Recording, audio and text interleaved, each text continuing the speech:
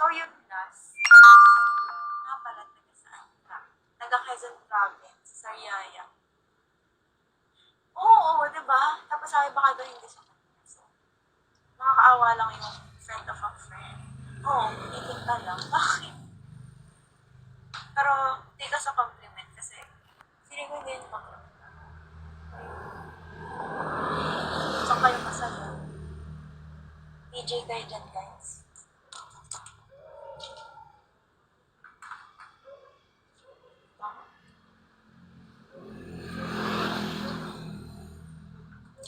Tapos ano, nakakabili ng mga pyesa ng motor, ganto ganyan.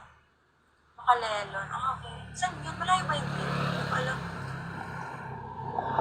Hindi kasi yung guy, hindi sa ayaw magkaroon ng asawa. Siguro, hindi nakikita yung girl sa future niya kasi nakabreak lang yung guy tapos sinaga agad siya. Parang kapit ang entra ng friend of a friend namin.